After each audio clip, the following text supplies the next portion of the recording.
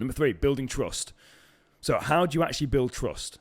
You build trust through consistency and reliability, through being honest and transparent, and doing trust-building behaviors and actions. But more importantly, it's fundamentally down to keeping your word.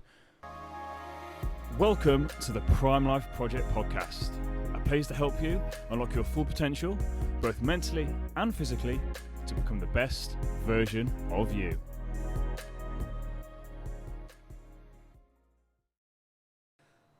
Welcome back to an episode of the Prime Life Project podcast. I'm your host, Daniel James, and today I want to talk about building positive relationships, because in life, positive relationships are important. When I say positive relationships are important, so let's try and make them positive. And I'm going to give you guys some rundown. I think I'm going to go over my five top tips for building effective relationships. And it's something, again, I did a workshop with my clients the other day talking about it, and again, got really good feedback. And I think it's something that a lot of people do struggle with. The importance of relationship can't really be understated, because everything in life, whether you are in a family unit, whether you are trying to get a partner, whether you currently have a partner, kids, boss, whatever it is, even the person down your local shop, like if you can build a positive relationships with someone, it's going to help improve your life absolutely no end. So I'm going to share with you 5 ways to build positive relationships at work, with friends, or with your future or current partner. Now again, this isn't an extensive list, so as always, like I say, if you've got any more you want to add in, if you're on YouTube, just click in the comment section and add in any that you think are important as well. But for me, the first thing is, point one is self-awareness and emotional intelligence. I think this is something, I've said this before when it comes to emotions. Nowadays, emotional intelligence is something that a lot of us are lacking, the ability to actually look and deal with our emotions, and then also the self-awareness. So again, self-awareness is the awareness of self. So how aware are you of yourself? Because many people aren't aware. That's the issue.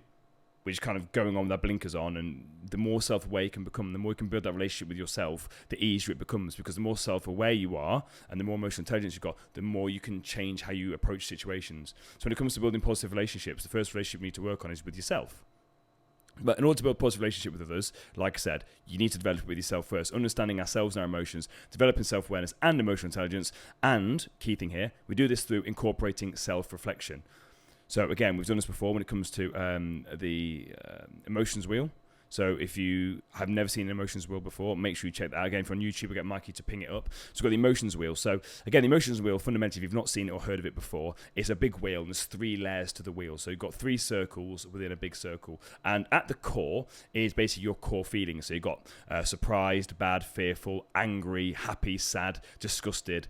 And the more you go towards the edge of the circle, the more you can sort of break down these feelings. So for example, rather than just saying you're feeling sad, you then go to the next layer, the next circle, and it breaks sad down into lonely, vulnerable, despair, guilty, depressed, hurt. So then you might say, actually, do you know what? I don't feel sad, I feel lonely. Okay, so now we've isolated it down to lonely. Then from there, it gives you 2 other options on the outer circle. Are you feeling isolated, or are you feeling abandoned? Oh, actually, I'm feeling quite isolated. Cool. You can then do something with isolated. That's a real tangible thing, because once we start to then label our emotions correctly, which most people can't do, you label that emotion, you can then do something about it. So I'm going to use the example of bad. People say all the time, I feel really bad. Okay, that's really umbrella. So that's saying you've got a headache. Well, why do you have a headache? Have you banged your head? Are you dehydrated? Is there something wrong with your brain? You've got high blood pressure? Like, what is it? The more you can then get to the answer, the more you can then do something about it. So I've gone with bad. Then from there, it's either bored, busy, stressed, or tired. Then said, right, I don't feel bad, I feel stressed, which I think a lot of people can relate to. Okay, so then from stress, we've got 2 choices. Overwhelmed or out of control. Oh. So wait, you don't feel bad, you don't feel stressed. Do you know what? You feel out of control. So straight away, that then gives you something you can work with. You can tangibly work with that. I feel out of control. So then what's this trying to tell us? So then what we do is we then go onto a list of needs. So again, I get Mikey to pop this up as well. So a list of needs is just fundamentally a list of things that, again, are needs we have as human beings. So you've got Tony Robbins. I think he's got 6 core human needs. I can't remember what they are. There's loads of versions of this, but I'm just going to pop up the one that I use, where it's just loads of things. You've got things like exercise, movement, privacy, freedom, empathy, awareness, peace, order, focus, consistency, celebration.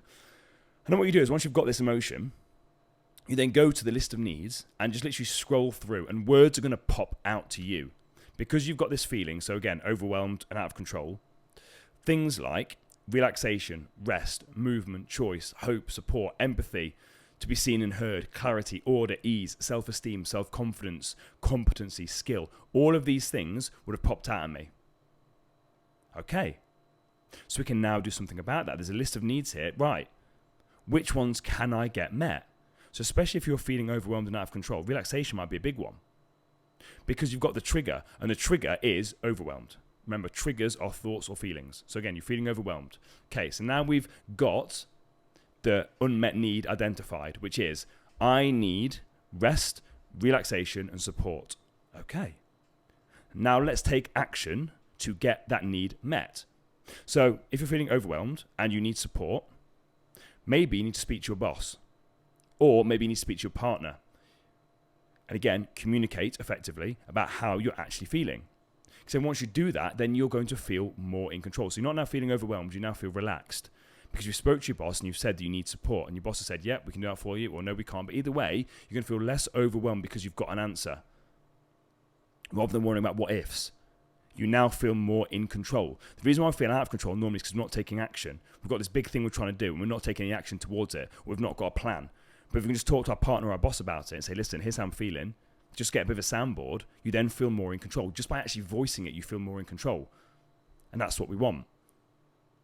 Number 2, effective communication. In order to build positive relationships, we need effective communication, which kind of builds on from part 1. So active listening. Listen to actually learn, not to talk. Now, this is something, if you're long-term listeners of the podcast, you'll see that I'd sometimes struggle with on the podcast when I've got guests on. Like, it's something I've got a lot better at, depending on how long you've been listening for. Hopefully you'll have noticed in the last year, it's something I've really consciously made an effort on. Because I realised, again, I always listen back to podcasts. I always listen back because I'm always critical of myself.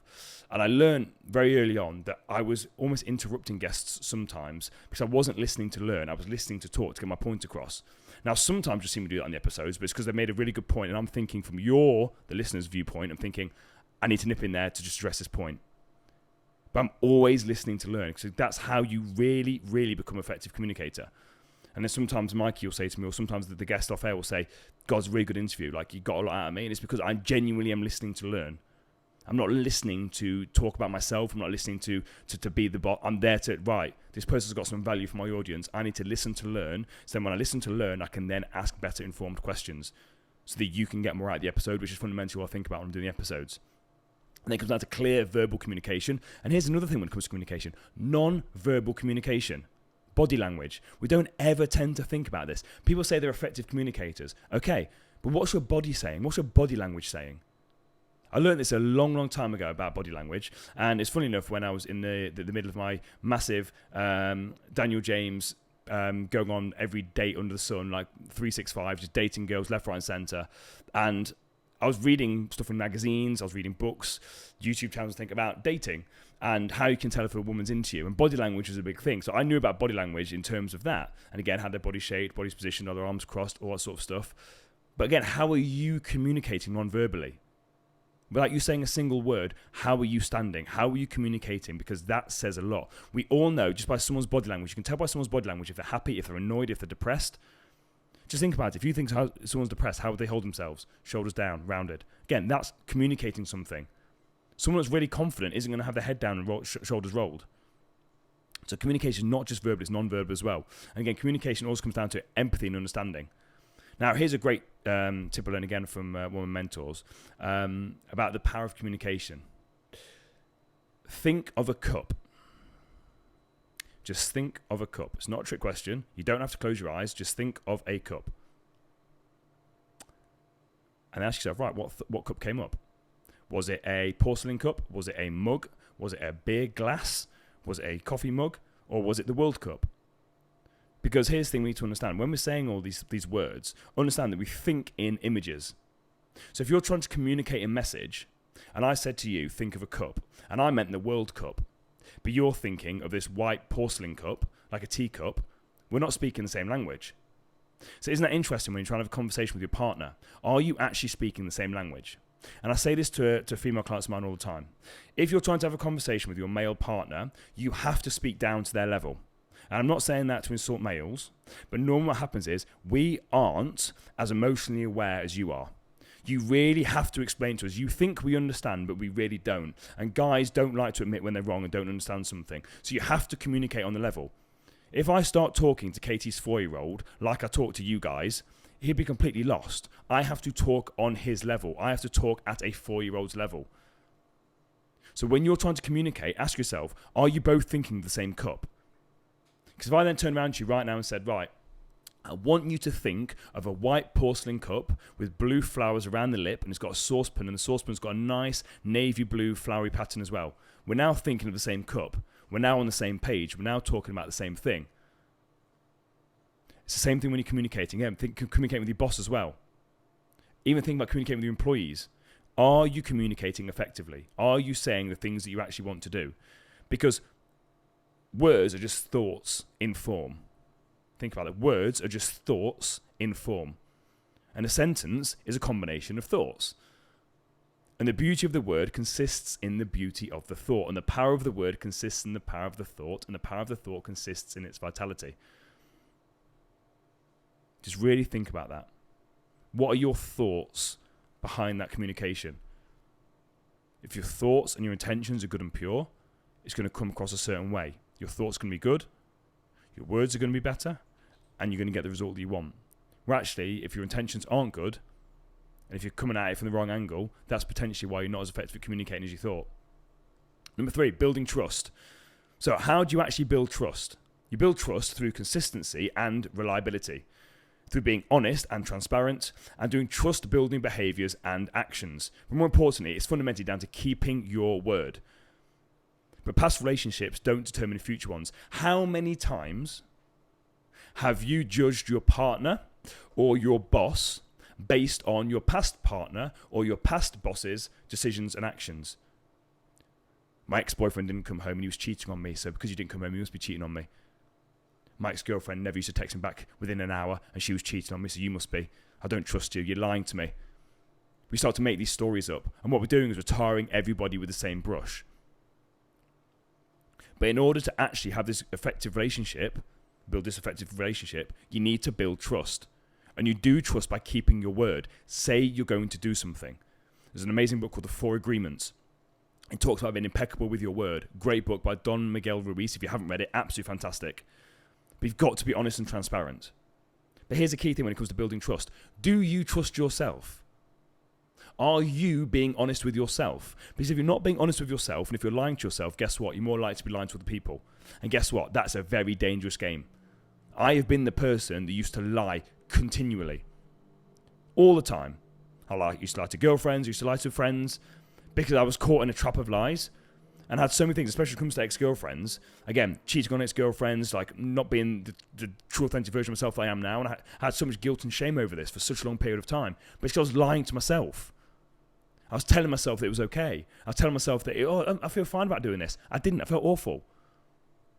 It's only when I actually was honest with myself and addressed the issues that things were able to move on. But I couldn't rely on myself. I wasn't consistent. Because all these lies led to other lies, which then meant it wasn't consistent. It becomes chaotic. When you're chaotic in your mind, it will come out in your life.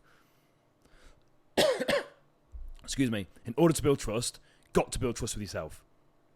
Say you're going to do something, and then actually stick to your word. Integrity. Number 4, boundaries. We spoke about boundaries on numerous episodes. Setting boundaries and communicating boundaries is really, really important. But then not only that, you've got to respect other people's boundaries. It's not about being selfish, saying, these are my boundaries, these are my boundaries. Okay, what about your partner's boundaries? What about your boss's boundaries? What about your kids' boundaries? What about your friends' boundaries? We've all got boundaries, but we need to have healthy balance when it comes to giving and receiving. Recognizing and addressing boundary violations. So when you set these boundaries, are people abusing them? The way that I see boundaries are like invisible lines. So imagine that you're in sand. Boundaries are like invisible circles that you draw around yourself in the sand that show people what you're comfortable with and what you're not comfortable with. And you can set boundaries by being clear about what you need to say no. You just need to be really clear about saying no when you want to and standing up for yourself when someone tries to cross that line. So you're in sand. There's your circle. This is my boundary. This is why the boundary's there. This is why I'm saying no. I will not accept anything inside this boundary. And then when people step inside that, you then have to defend that boundary. You have to remind them. No. Excuse me. I've told you before. Because what happens is we set a boundary and then we don't defend it. That's then us problem. Because people forget. To go back to old habits. So you have to keep repetition. It's our job to actually defend and hold that boundary. When it comes to boundaries, we have to ask ourselves, because if we don't decide our boundaries, other people will decide them for us. Which is why, again, we could feel a little bit uncomfortable. Because we're not living our true, authentic version. We're not being congruent with ourselves. Because we're letting people inside our circle and it doesn't feel good. And we don't know what's happening. It's because we've got these boundaries. We've got stuff we don't feel comfortable with, yet we're letting people come in. We're letting people get too close. I'm not saying too close in like an emotional sense. I'm saying that they're again, maybe physical touch is a big thing for you. Yet this person keeps touching you. They've got no idea that you don't like physical touch. That it makes you feel uncomfortable. Again, touching you on the back of the arm is a big trigger for you. You haven't articulated that at all. So you have to ask yourself, right, what's your preference? What's your desire? How do you feel about this situation? Put your needs first, and then here we go back to communication again. You've then got to communicate and express that boundary so that people know where you stand. Again, communicate on their level. Go back to communication. Communicate on their level. Because if you don't tell people, how will they know?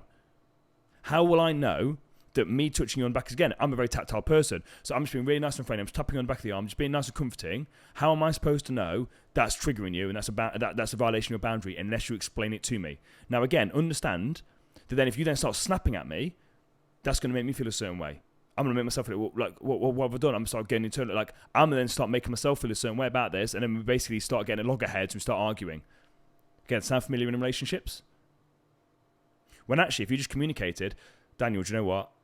I can see that you're a tactile person, but when you touch me on the back of the arm there, I really don't like that. It's a real big thing for me. I don't want to talk about it in too much detail, but do you mind not doing that?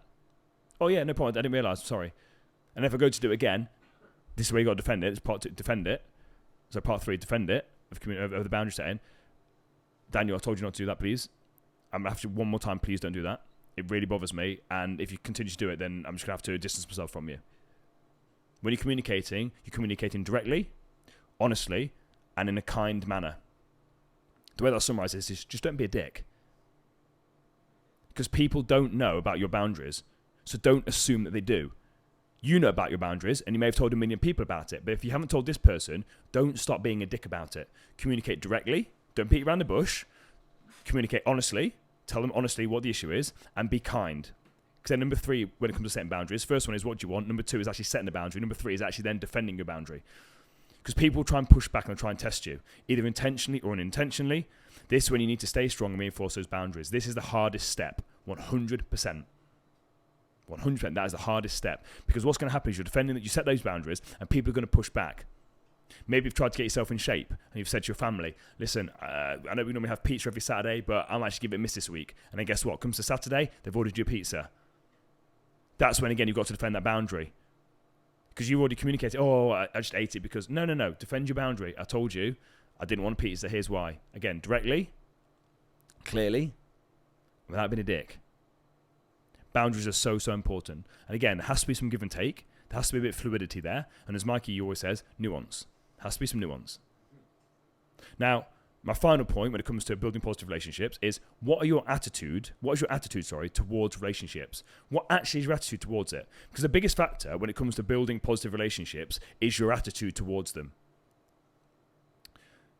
William James from Harvard University, he's quoted by many as being one of the fathers of psychology in America, said, human beings can alter their lives by altering their attitude of mind.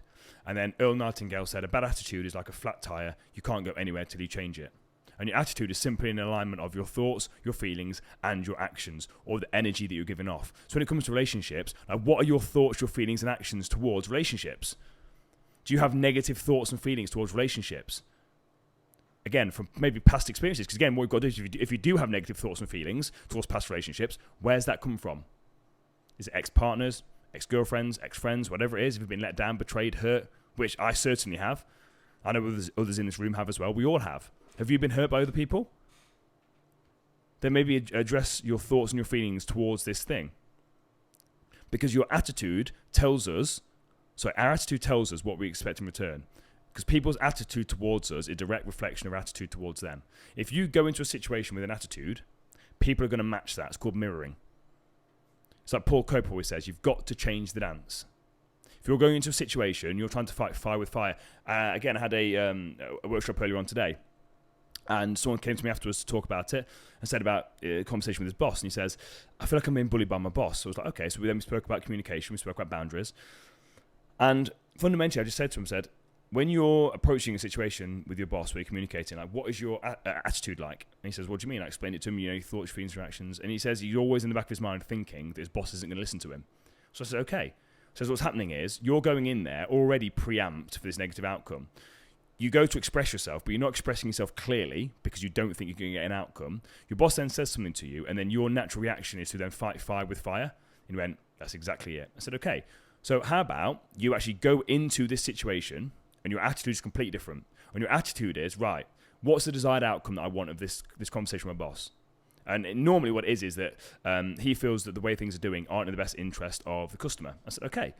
So your outcome is that you want to have the best interest. Brilliant. Cool. And have you actually articulated to yourself first, again, do it yourself first, what the key points are of your conversation? He went, no, I never do that. I said, well, that's then the problem. Because if you don't know what you want to communicate, what happens is when you go there, you're probably just rambling around, you're not being direct, and the boss is busy. So go there with clear things of what you actually want to talk about and explain this in the best interest of the client. Your boss, who is your boss, has the right to accept or reject that, and it's then how you respond to that situation. So if he's then giving you fire, if you then go back with fire, this is going to be massive fireballs. But actually, if he goes with fire and then you come back with water, again, you just try and diffuse the situation, he's a lot more likely to go into your level of water and you're a lot more likely to get the outcome that you want. And he turned around to me and said, that's really funny because I did that the other day and I got the outcome that I wanted. I said, well, there you go. The problem is he just wasn't aware that that's what he'd done. He then thought back about it and says, yeah, well, actually, I went to the boss and explained to him, these are the key points, and I said that the client was going to suffer, and he actually listened to what I said. I said, well, there we go. And then he said, my boss said something, but actually I didn't swear at him. And I thought, well, you're swearing at your boss, you're getting away with it here. He said, I didn't swear at him. I actually responded in a real calm manner. And then he came back to me in a calm manner. I says, well, there we go. He hadn't consciously figured that's what he was doing. And that's the thing. When we do things by mistake and there's no conscious action to do it, we can't replicate it. So what we're trying to do is create these systems so we can get the actions and results that we want. So take the actions and get the results that we wanted. It's replicable. Because remember, the only thing the world is doing is giving you a direct reflection of your attitude towards it. It's essentially cause and effect. That's what life boils down to, cause and effect. So when it comes to relationships, just ask yourself, go through all those points, and that will get you a good way forward. Again, as I said before, if you've got any other points you want to add, if you're on Spotify, click on the thing below and leave a little comment. If you're on YouTube, again, leave a comment as well. Don't forget to like and share it with a friend. If you're on YouTube, don't forget to give us a like and a subscribe. If you are on Spotify, don't forget to give us a follow and a review. It's very much appreciated. You guys are absolutely awesome. See you next week. Take it easy.